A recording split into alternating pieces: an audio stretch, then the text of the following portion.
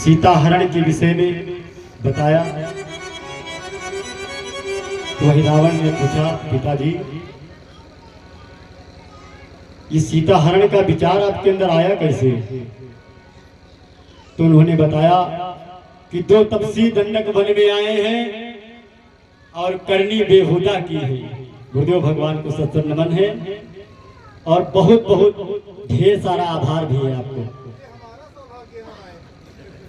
नहीं हमारा है, आपकी कृपा है और ये आपका बड़प्पन है।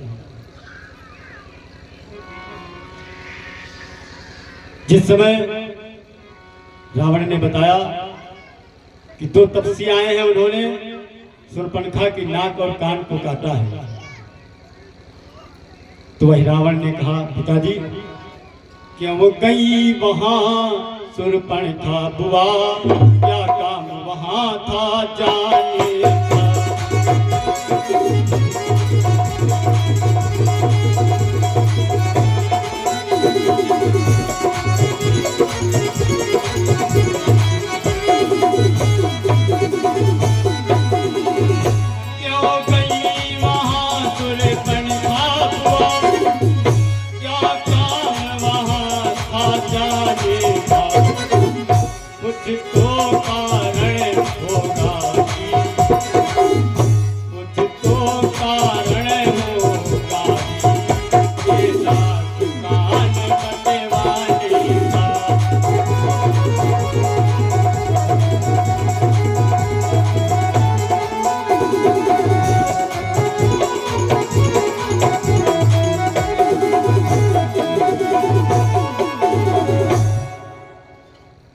रावण ने अभी जो है संदेश दे रहा है, उपदेश दे रहा है रावण को।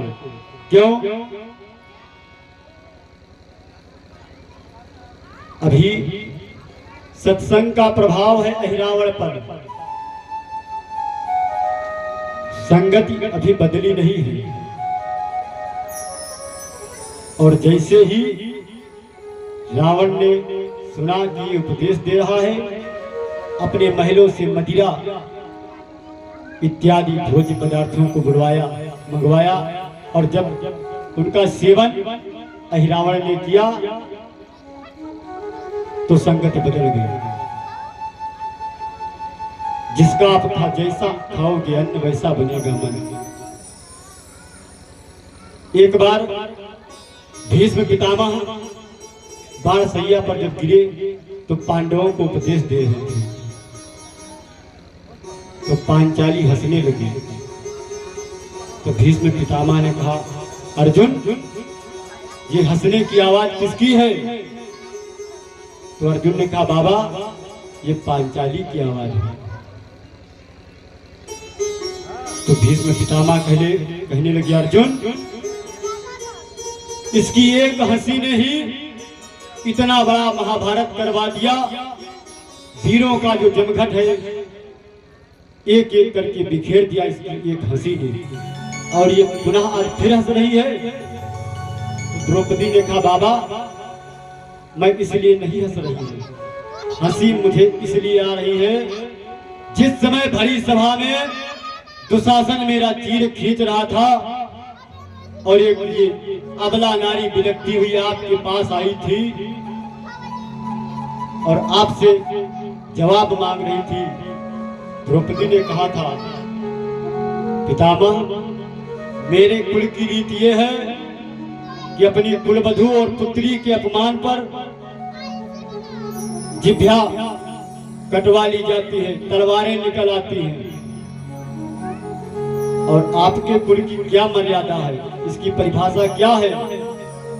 अगर मैं आपकी पुत्री रही होती तो क्या इसी तरह मौन आप बने रहते? तब तो आपको बोलना चाहिए था, और उस समय आप खामोश बैठे हुए थे।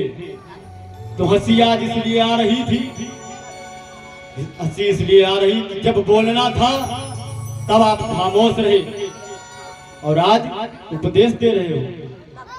तो भीष्म पितामह कहने लगी, पुत्री उस समय मैं दुर्योधन की रसोई का भोजन कर रहा था और वो अन्याय का अधर्म का जो भोजन था उसका नशा मुझ पर था। लेकिन आज 14 दिन होने को आए हैं, मेरे मुख में जल का एक बूंद भी नहीं गया है। इसलिए मैं उपदेश दे रहा हूं। आज जैसे ही रावण के घर का भोज्य पदार्थ मिला खाने को, बस बुद्धि बदली और बोला चाहता हूँ निसही में दोनों को चुरा ले जाऊंगा।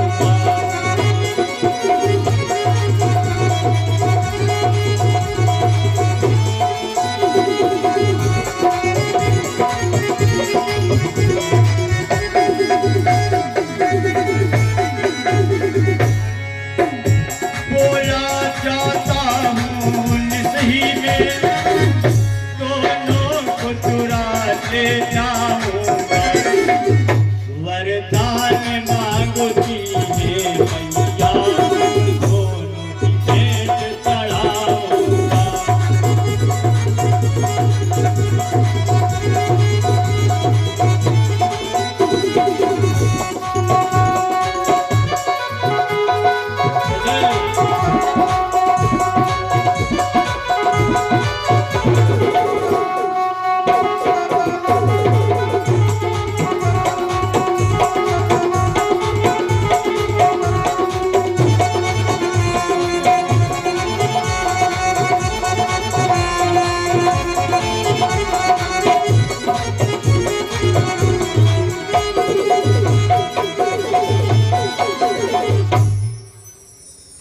कहा आज ही रात्रि में मैं जाकर के उन दोनों को चुरा लाऊंगा, और मेरी मैया भेंट मांग रही है तो उन दोनों की बलि चढ़ाऊंगा।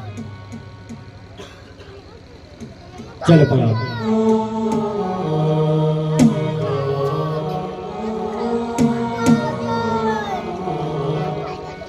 यहाँ पवन सुते रचाऊ पाई,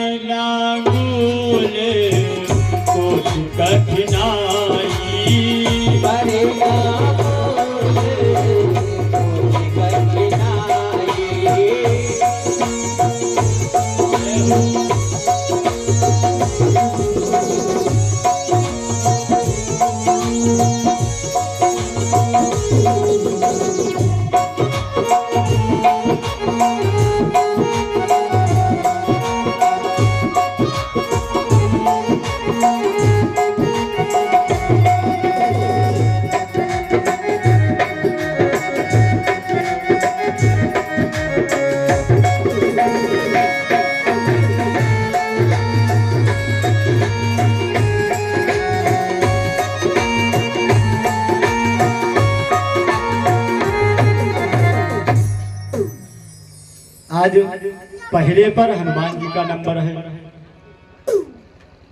हनुमान जी ने सारी सेना के चारों तरफ से अपनी पूंछ का जो है एक परकोटा बाउंड्री बना रखी है, और मेन गेट पर स्वयं बैठे हुए हैं।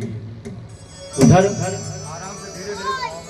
धीरे धीरे पांव रख चतुर चोर गंभीर, पहुंच गया उस जगह पर जहां सोए हैं रघुवीर। भगवान के समीप पहुंचा और देखा क्या,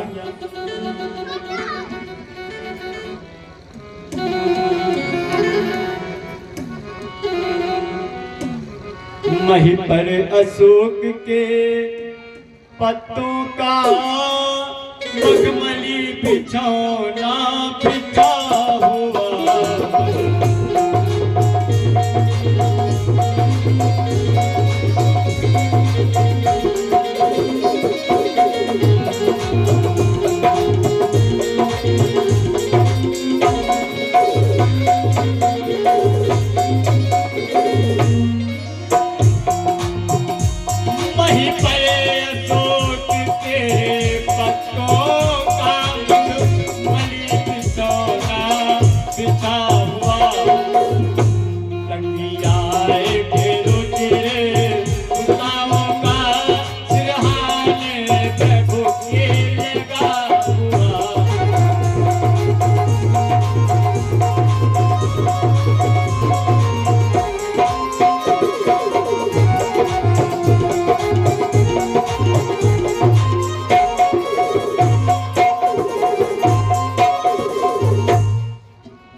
प्रभु को जब देखा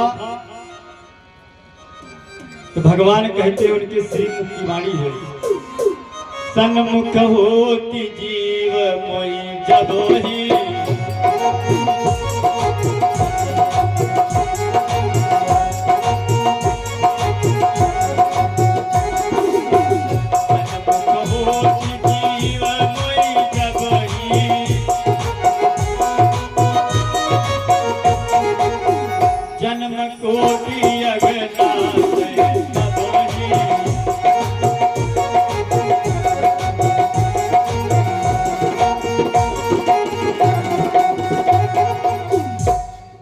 को जब देखा उनके स्वरूप को तो स्वयं को भूल गया और भगवान की जैसी सामने गया तो भगवान कहते भी हैं कि मेरे सामने आने वाले भक्त की जितने भी पाप हैं अगर एक बार भी सामने आ जाए मेरे नेत्रों से जैसे उसके नेत्र मिलेंगे सारे पाप जल करके भस्म हो जाएंगे।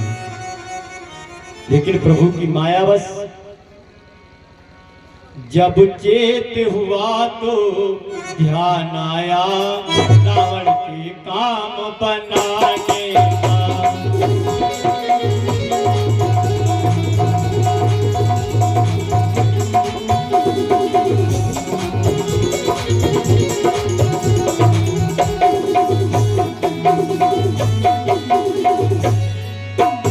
जब चेत हुआ तो ध्यान आया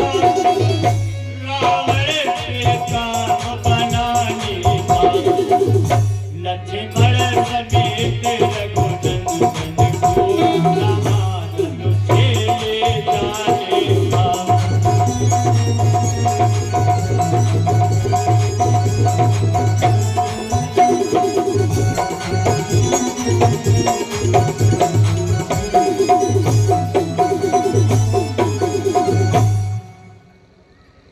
बस अपनी माया फैलाई, जो जागने वाले थे उनको निंद्रा में किया और जो सो रहे थे तो सो ही रहे थे। चारों तरफ सन्नाटा है। भैया राम और लक्ष्मण जी को लेकर के आकाश मार्ग से पातालपुरी को चला गया। उधर जब प्रातः काल का समय हुआ अब जगने वालों ने देखा रण तो असुरों से हुआ नहीं, पर राघवेंद्र रघुराई का लक्ष्मण समेत कुछ पता नहीं। हनुमान जी ने विचार किया जिसने माता सीता का हरण किया है कहीं उसी ने तो हमारे प्रभु का हरण नहीं कर लिया। तब तक याद आया कि रात में विभीषण जी संध्या करके वापस आए थे और उनके अतिरिक्त कुटिया के अंदर कोई गया भी नहीं है। और यह रावण मायावी था, इसने ही विभीषण का स्वरूप धारण करके कुटी के अंदर प्रवेश लिया था। तब तक चारों तरफ रोना विलाप करना मच गया। कहा हनुमंते विभीषण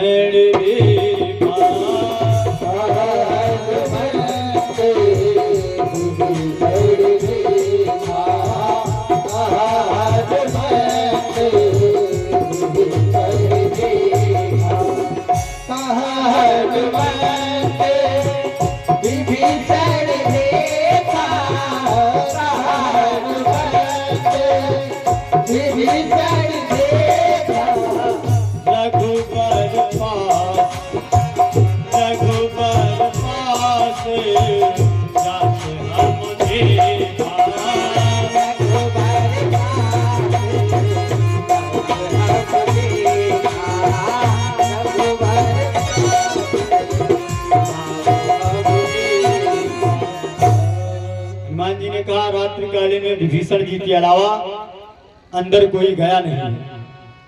अब विभीषण जी ने विचार किया कि मेरा स्वरूप लंका में बस एक ही मायावी है जो धारण कर सकता है। अहिरावण उसके विषय में जैसे ही सुना, हनुमान जी क्रोध में आए और चल पड़े। हनुमान जी की आज चाल कैसी है? जिमिया मोह रघुपति करे बाला,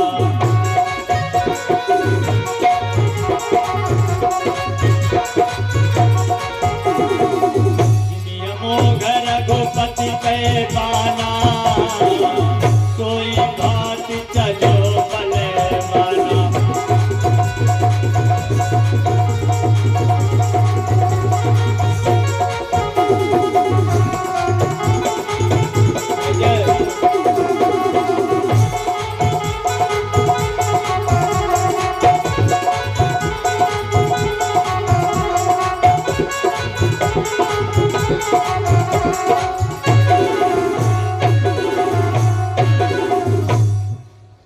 हनुमान जी भगवान राम जी के तरकस में एक अमोघ नाम का बाण रहता था। उसको जिस कार्य के निमित्त छोड़ते थे, जब तक वो उसको पूरा न कर दे तब तक वो बाण वापस तरकस में नहीं आता। आज हनुमान जी चल पड़े और चलते चलते एक जगह पहुंचे। इनको थोड़ी प्यास लगी, एक सरोवर के किनारे जाकर के जल को ग्रहण किया और एक पेड़ के नीचे थोड़ी देर के लिए छुटके ही थे कि अचानक उन्होंने आवाज सुनी, नारी गर्भणी गीध की पति सन बोली बैन, आन हुआ मिस मनुज के खाओ होए जिय चैन। गिधनी ने कहा, आज मेरा मन है कि मैं किसी मनुष्य का मांस आप लेकर के आओ तो मैं उसको ग्रहण करूं। तो गीध ने बताया, प्रिय पाताल लोक का जो राजा है हिरावण, आज 2 तपस्वियों को लाया है। उनके सिर को देवी जी को बलि पर चढ़ाएगा और जो संपूर्ण शरीर बचेगा तो हम उसको लेकर के आएंगे और उसी को भक्षण किया जाएगा। और जैसे ही हनुमान जी ने सुना, बस गीधों से वृत्तांत सब सुनकर भले प्रकार,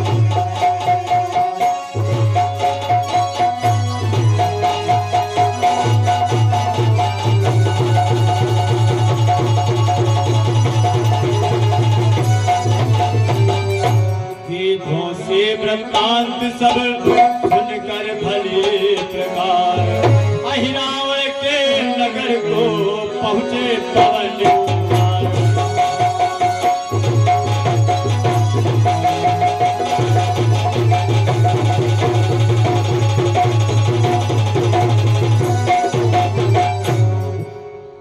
अहिरावण के नगर को हनुमान जी पहुंचे और जैसे ही पहुंचे तो वहां मिला कौन? मकरध्वज नामक एक वीर, उस राजधानी का रक्षक है।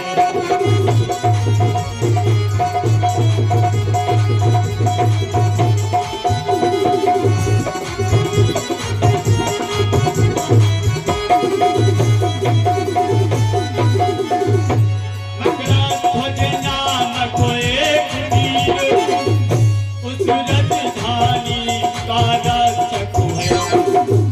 हनुमान राम के नायक, तो अहिरावण का सेवक है।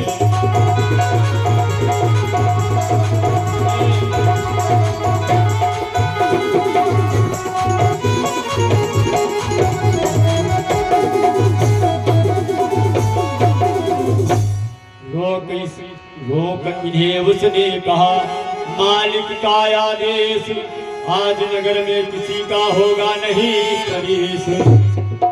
हनुमान जी ने पूछा, बोले हनुमान जी, कहीं का दूत कवन पे जाया, कहीं का दूत कवन पे जाया।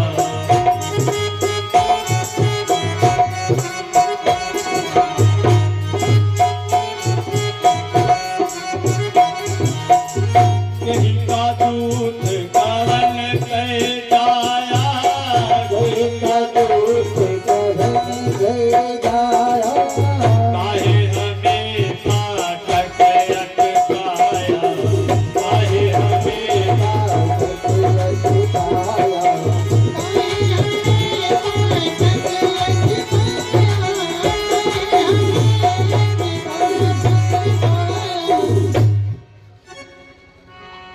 जब इतना पूछा हनुमान जी ने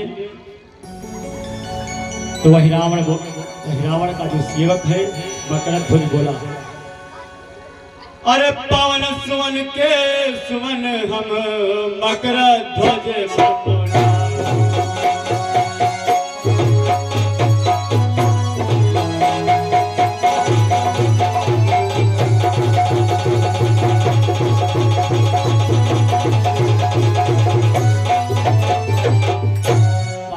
सुवन के सुवन हम मकरध्वज बमना, रावण का दूत मैं कहो आप बोला।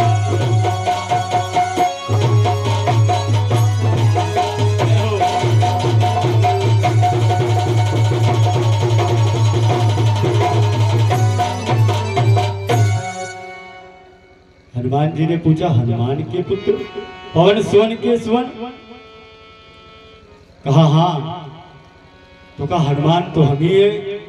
तो मकरध्वज ने कहा तुम नहीं, मैं उस हनुमान का पुत्र हूं। हनुमान जी ने सोचा कि हनुमान भी 10-20 हो गए क्या?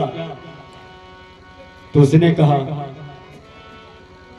मकरध्वज बोला वो हनुमत जो जला चुके हैं लंका को, हनुमान बीच में गरज पड़े तो बढ़ा रहा तो शंका।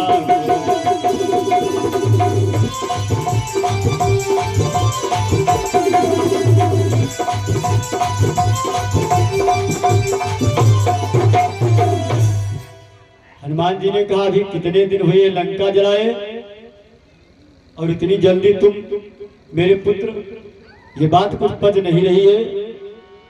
तो वही मकरध्वज ने कहा, पिताजी सुनिए, बोला करे लंका दहन पिता, जब जल में पूंछ बुझाई थी।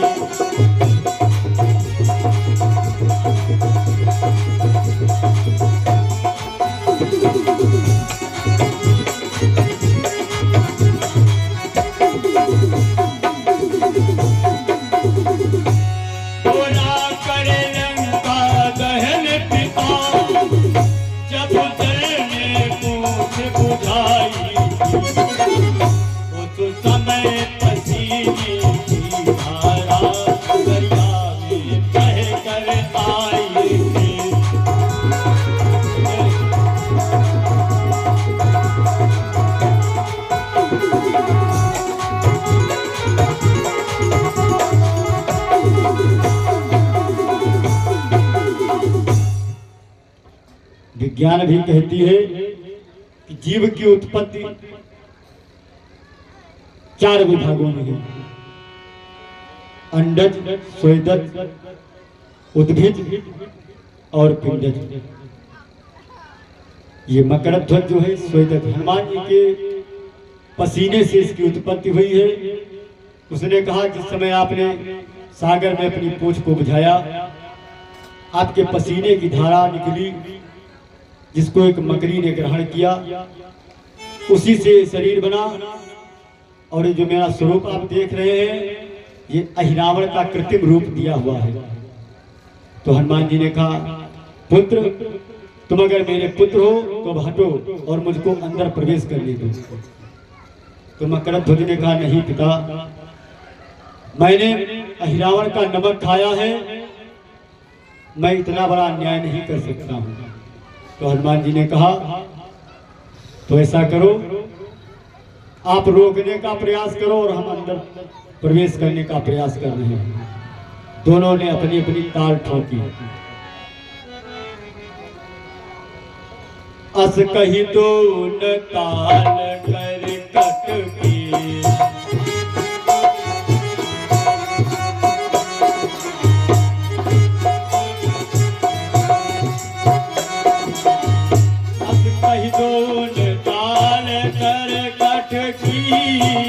कहीं तो मची धमा धम पटका पटकी, मची धमा धम।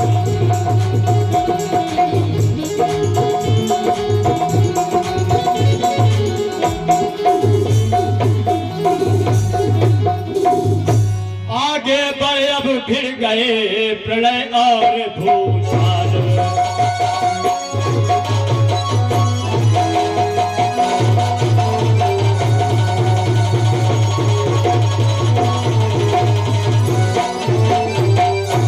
आगे बढ़े अब भर फिर गए प्रलय और भूचाल। दोनों ही थे केसरी दोनों सैन विशाल।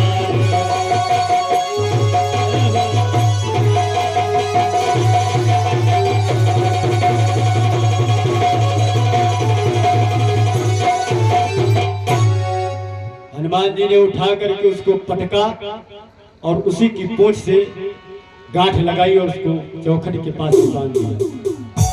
उसी समय मालिनी तहा प्रसून ले आई।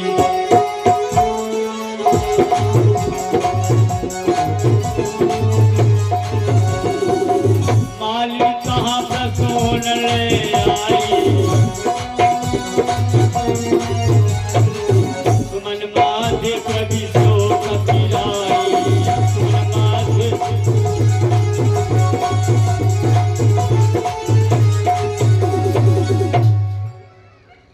मालिन आई है पुष्पों को लेकर के। हनुमान जी ने पुनः स्वरूप को छोटा किया और पुष्प के अंदर बैठ गए, अंदर को प्रवेश किया और जाकर के वही पुष्प देवी पर चढ़ाया गया।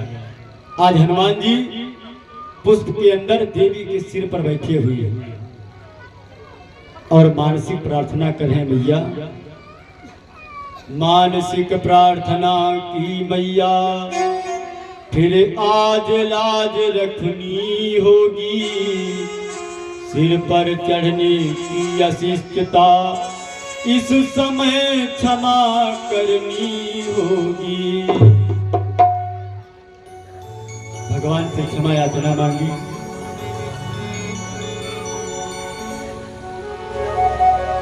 और माँ का स्वरूप, माँ की ममता क्या है, गोस्वामी तुलसीदास जी लिखते हैं,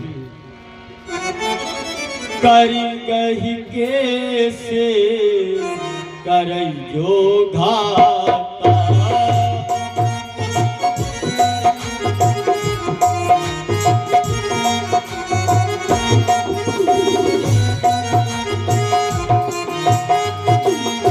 माँ के बालों को चाहे हजार बार बालों को खींचे पुत्र, माँ को दांत भी काटता है, मार भी देता है, मगर माँ कर कही के से कर जो घाता।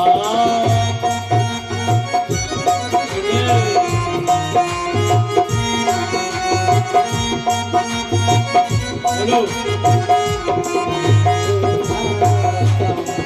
कर गई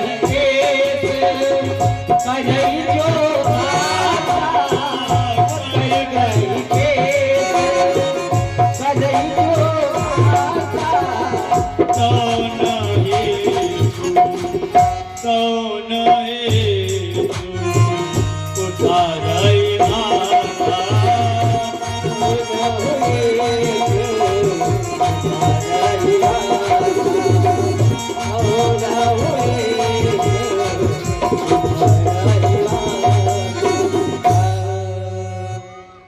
माँ की ममता पुत्र के प्रति कभी कम नहीं हो सकती है।